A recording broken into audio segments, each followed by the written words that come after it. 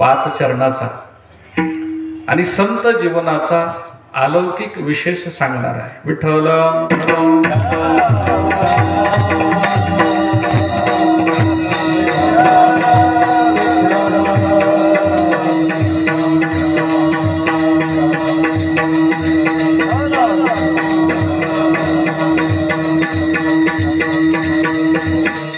प्रपंच करून माणसं ज्या स्थानाला पोहोचत असतात, इथं जगून माणसं जगून झाल्यानंतर ज्या पदाचा स्वीकार करत असतात ते मोठं पद आहे.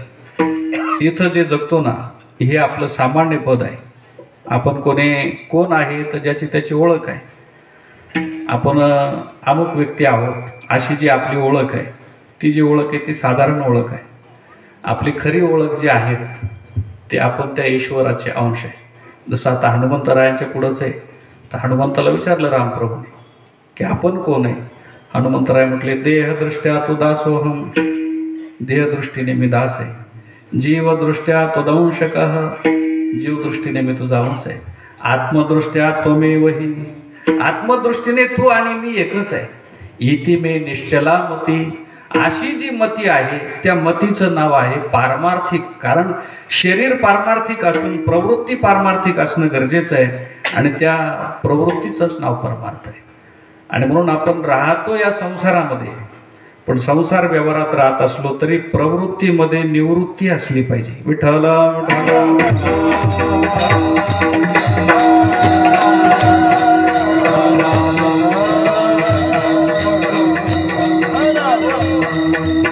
शास्त्राने संतांनी आपल्याला सांगितलेलं आहे की वाट्याला आलेले कामधंदे जरूर करा. काम करते चलो, नाम जपते चलो, हर समय कृष्ण का ध्यान धरते चलो, अपने मन को सुमार्ग लगाते चलो, कृष्ण गोविंद गोपाल गाते चलो. कामामध्ये काम, काही म्हणा, राम राम राहायचं आहे, पण काम करीत करीत निष्काम प्रवृत्तीला प्राप्त व्हायचं आहे. हे सगळे कामं कशासाठी करायचे? एक दिवस निष्काम होण्याकरताच. कामं करता करता जर आपण कामातच अडकलो आणि त्याच्यातच संपलो तर मग निष्काम कधी व्हायचं? म्हणून काम शब्द 2 अर्थाने, तुकाराम महाराजांनी एकच शब्द 2दा वापरला, काम नाही काम नाही.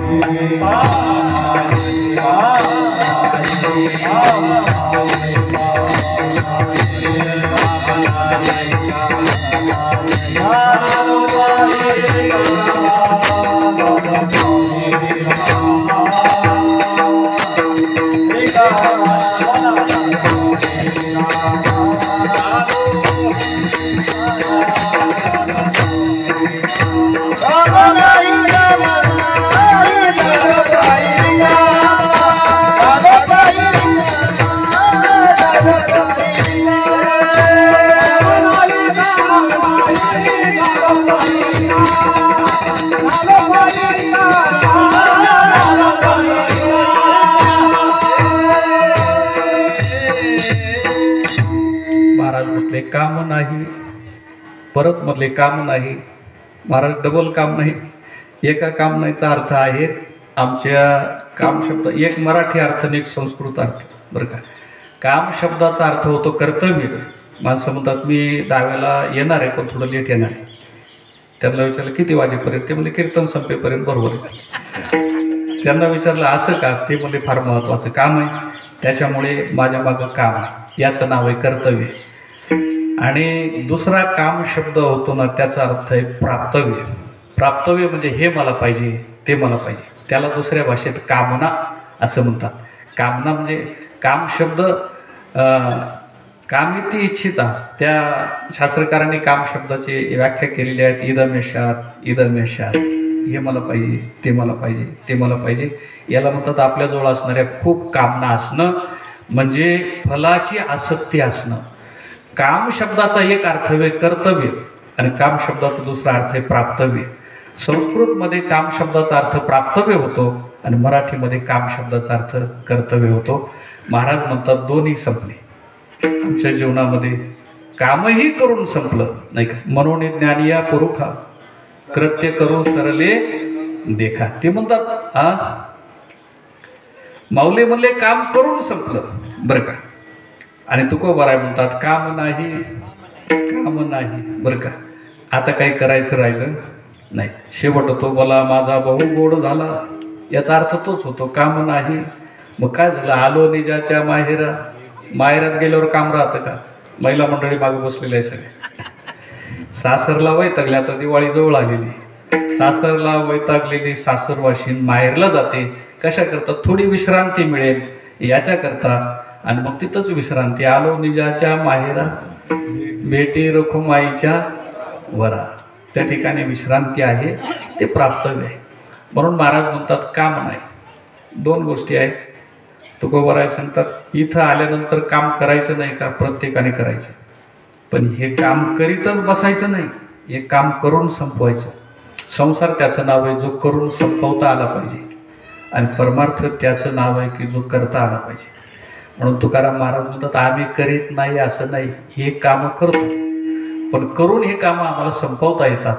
मला वाटतं आपलं आयुष्य संपून जातं, कामं शिल्लक राहतात.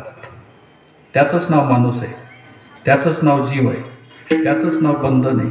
की आयुष्य संपलं, शरीराचं सामर्थ्य संपलं, पण संसार संपला नाही, तो साधारण जीव आहे.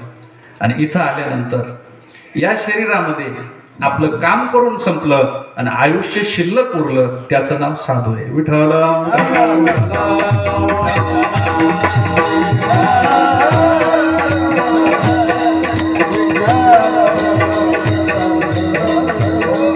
जोपर्यंत माणूस प्रवृत्तीमध्ये आहे तोपर्यंत तो निवृत्तीत जाणार नाही, आणि जोपर्यंत निवृत्तीत नाही, अर्थात सोपं सांगू का, जोपर्यंत या जड संसाराविषयी त्याची आसक्ती आहे ना, तोपर्यंत तो चैतन्याशी कधी एकरूप होणार नाही. म्हणजे असं आहे, पहिल्यांदा रुची महत्वाची, पहिल्यांदा आवड महत्वाची.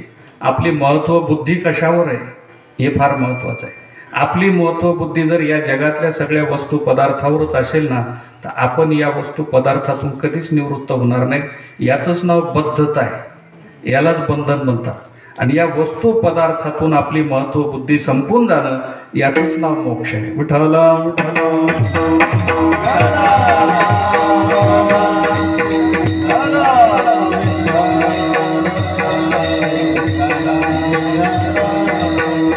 वृत्ती सहित मजल पवी, वृत्ती सहित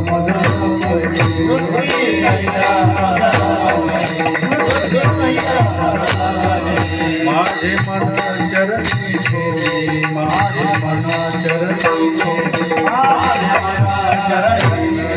माझे मन चरणी ठेवी, वृत्ती पदो पद गोवी, वृत्ती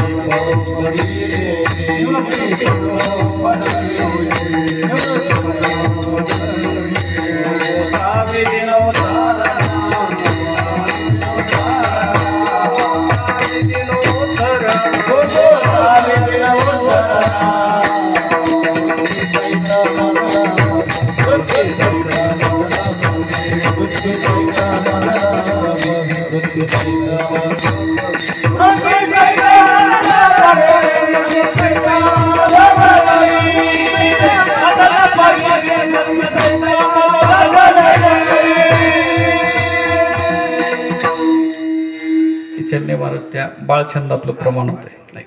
बाळछंदो बाबा वृत्ती सहित मजल पवी, माझे मन चरणी ठेवी, निवृत्ती पदोपदी गोवी, तू गोसावी दिनोद्धरण. याच्यातलं सुरुवातीचं आहे. वृत्ती सहित आपल्याला लपता येत नाही, ज्याला लपता येत. म्हणून प्रवृत्तीत राहून निवृत्ती, दोन शब्द आहे, थोडी कठीण आहे. विचार सोपा आहे, पण अशा अवघड गोष्टी परमार्थाच्या सुद्धा ज्यांनी आपल्या जीवनात सहज सोप्या केल्या ना, तो वारकरी संप्रदायाचा परमार्थ आहे. किती साधे भोळे अशिक्षित आणि सामान्य माणसं असू द्या, ते माणसं सुद्धा खूप चांगला परमार्थ करून एका वंशीवर जाऊ शकतात. मला वाटतं वैकुंठवासी शेषराव महाराजांच्या बाबतीमध्ये माझ्यापेक्षा या मंडळीला जास्त माहिती. त्यांच्याजवळ जर कधी बसलं ना, तर ते चन्ने महाराजांना येताना आठवण झाली होती.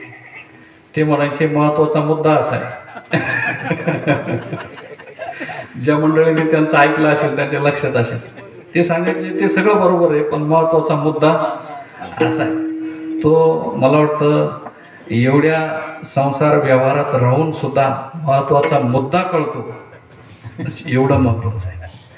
आणि सागरासारख्या अवघड गोष्टी, मला वाटतं हे ग्रंथ सोपे नाहीत, हे शिकायला सुद्धा सोपे नाहीत, पण असे विषय सुद्धा जे सहज हाताळायचे आणि खूप प्रश्न विचारायचे.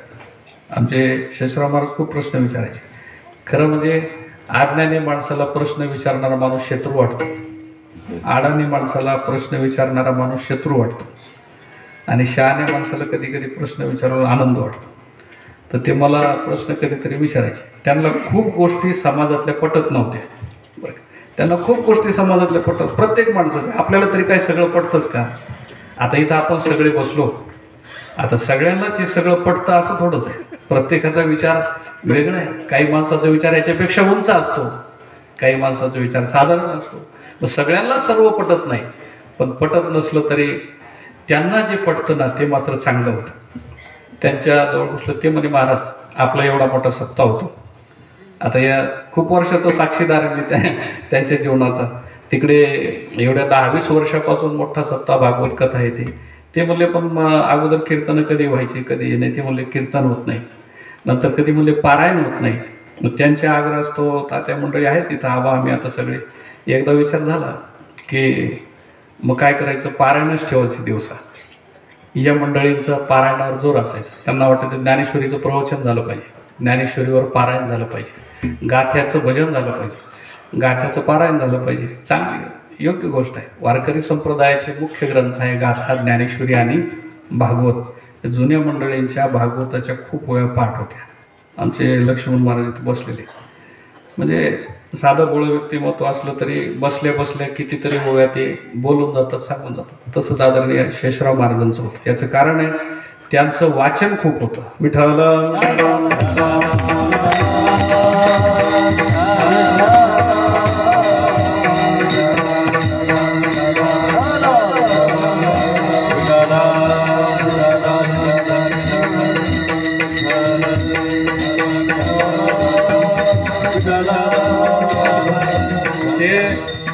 रंगनाथ गुरुजींचं नाव सांगायचे, परभणीकर गुरुजींचं, जुन्या मंडळींचं, मामासाहेबांचं ऐकलेली ही मंडळी आहे. आणि म्हणून वैकुंठवासी पूजनीय रंगनाथ गुरुजी परभणीकर हे महाराष्ट्रामध्ये वेदांताच्या बाबतीमध्ये एकमेव द्वितीय महात्मा आहे. एक अमृत अनुभव असेल त्यांचे ते आवडीचे विषय, जे विषय समाजाला समजतच नाही ते विषय त्यांच्या आवडीचे. आणि त्याच्यामुळं समाजाचा आणि थोडासा ताळमेळ कधीमध्ये असं आहे, लोकांना असं आहे त्यांना आवडेल तसं सांगावं लागतं त्यांना आवडेल तसं सांगावं लागतं. ते सुद्धा त्या आपण साखरेची चाचणी बनवतो ना, ती चाचणी ज्याला समजली लोकांची ना त्याला समजली. तुमचं किती खरं असलं तरी लोकांना चालत नाही बरं का ना. बुड्ढी सच कहती, हिंदीत म्हण आहे, बुड्ढी सच कहती लेकिन सुनता कोण आहे. अण्णा मला किती वेळा बोलले की तुम्ही दाव्याची कीर्तन करीत बसता, तुम्हाला सांगता येत नाही का लोकांना. अण्णा झालं काय, त्यामुळे असं सांगायचं की कीर्तन प्रवचन हे 13व्याला ठेवत जा, कारण 13व्याला आपलं सुतक पिटलेलं असतं, गंधमुक्ती झालेली असते. मग ते अन्नदान करायला चालतं, आपल्यालाही कार्यक्रमात थांबता येतं आणि लोकही जेवण करतात. दशक्रिया विधी क्षेत्रावर झाला म्हणजे त्याचा दुसरा एक परिणाम आहे की इथं उशिरा दावा केला का ते कावळे शिवत नाही, कारण कावळ्याचा सुद्धा सकाळचा टाईम असतो. आणि आपल्या भागात नियम असा झालेला आहे, आपले दावे उशिरा, त्याच्यामुळं आपल्याकडं त्या कावळ्याची अडचण येते थोडी. आणि ते महत्त्वाचं आहे, त्या पिंडाला कावळा शिवलाच पाहिजे. म्हणून त्या अण्णाचा आग्रह असतो की कावळा शिवायलाच पाहिजे. मग त्याच्याकरता ते म्हणे क्षेत्रात जाऊन दशक्रिया विधी करून यायचं. आजच्या दिवशी बरं केलं, नारायण भाऊ असतील, गोविंद भाऊ असतील यांनी पहिल्यांदा हा विधी क्षेत्रावर जाऊन केला. कायगाव सारख्या सकाळी सकाळी सगळा तो विधी तिथं उरकून आली. आणि नंतर आपल्यामध्ये या कार्यक्रमाकरता पुन्हा तिलांजलीचा हा कार्यक्रम इथं ठेवला, कारण दाव्याच्या वेळी नसलं पाहिजे. पण आता अण्णा प्रघातच असं पडलं की सगळे पाहुणे रावळे दाव्यालाच येतात. मग 13व्याला जर करायचं म्हणलं तर कोणी माणसं राहत नाही. मग तुमचं म्हणणं योग्य, पण याच्या पहिल्या काळामध्ये लोक 13व्याला यायचे, बरोबर आहे का बाप्पा? तिथून मागच्या काळात लोक 13व्याला यायचे, दाव्याला कमी, 13व्याला.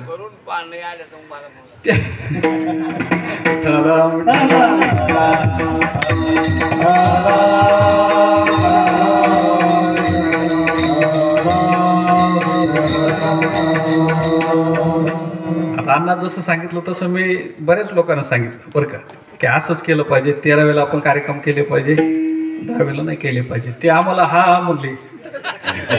मग ते जे त्यांनी सांगितलं यांचं कीर्तन नको, मी यांना आमंत्रण म्हणतो. विठाला विठाला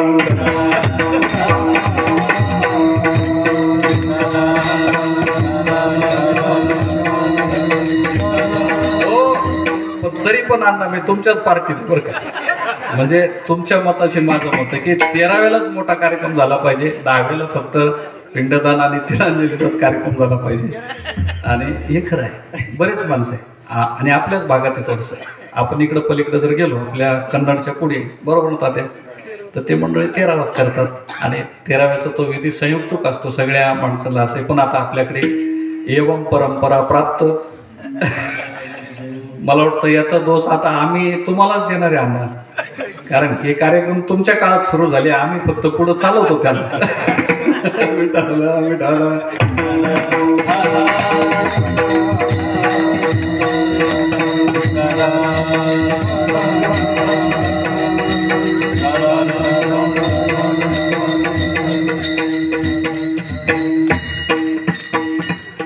तर चला, अतिशय चांगलं बरं झालं, साधक बाधक चर्चा झाली, एवढ्या मंडळीच्या कानावर गेलं. जरूर आपण दशक्रिया विधी क्षेत्रावर जाऊन करीत जा बरं का, क्षेत्रावर जाऊन 10व्याचा विधी करा. जसा आजचा सुद्धा विधी क्षेत्रावर जाऊन झाला, आनंदाची गोष्ट आहे. आणि 13व्याचा विधी मोठ्या प्रमाणात आपापल्या घरी आपण करायचा आणि असं नियमच आहे, तसं शास्त्र सुद्धा आहे. आणि संयुक्तिक आहे, व्यवहाराला युक्तीला अनुसरून आहे. विषय चालू होता की या संसारामध्ये माणूस जन्माला येतो ना, तेव्हा माणसाच्या जन्माचाही विटाळ आहे. माणूस जगतो ना ते शरीरही अशुद्ध आहे आणि माणूस गेला की ते मरणाचं सुद्धा सूतक आहे. अर्थात हा देह पवित्र आहेच कुठं, अपवित्रच आहे नाही का. कारण असं आहे, हा संसारच अपवित्र आहे.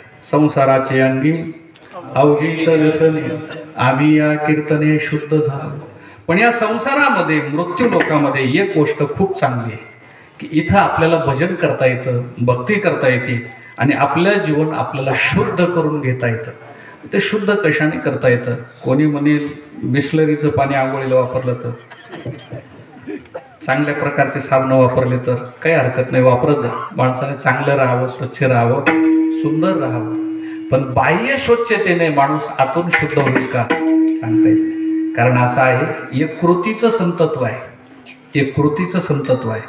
दुसरं आचाराचं साधुत्व आहे. माणसाचा आचार शुद्ध असावा बरं का.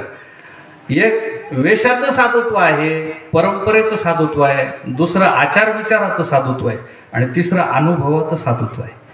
या तिन्हीमध्ये अनुभवाचं जे साधुत्व आहे ते सगळ्यात मोठं आहे आणि ते साधुत्व सहजासहजी सामान्य माणसाला प्राप्त होत नाही. पण मला वाटतं आपण आचार विचाराचं जरी साधुत्व पाळलं ना तर अनुभव यायला सुरुवात होईल. विठाला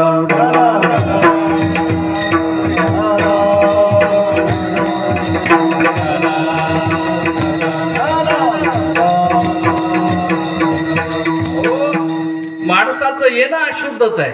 ज्या घरी कोणाचा जन्म झाला ना त्या घरचं पाणी प्यायला चालत नाही, त्या घरी जेवायला चालत नाही. ते म्हणतात आमच्या घरी सध्या काय झालेलं आहे, मुलाचा जन्म झालेला आहे, मुलीचा जन्म झालेला आहे, त्याच्यामुळं आम्ही, ते सुद्धा एक अशौच आहे, त्याला जन्म शौच म्हणतात.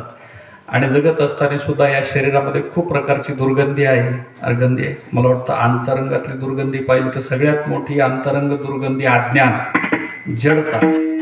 त्याच्या बाहेरची दुर्गंधी काम क्रोध लोभ एकमेका, आणि त्याच्या बाहेरची दुर्गंधी आपल्या सगळ्यांना माहीतच आहे. सध्या काकड्याचं पिरियड चालू आहे, नाक मुख गळू लागले, लाळ आले शेंबूड.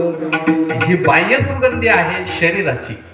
दुसरी अंतकरणाची दुर्गंधी आहे तिचे विचार, आणि तिसरी दुर्गंधी आहे अज्ञानाची. आणि या शरीरात जन्माला दुर्गंधी, जगताना दुर्गंधी आणि मरताना पुन्हा दुर्गंधीच आहे, सुतकच आहे. मग हे शरीर आणि माणसाचं जीवन शुद्ध होईल का याचं उत्तर आहे, शुद्ध होण्याकरताच माणसाचा देह आहे. विठाला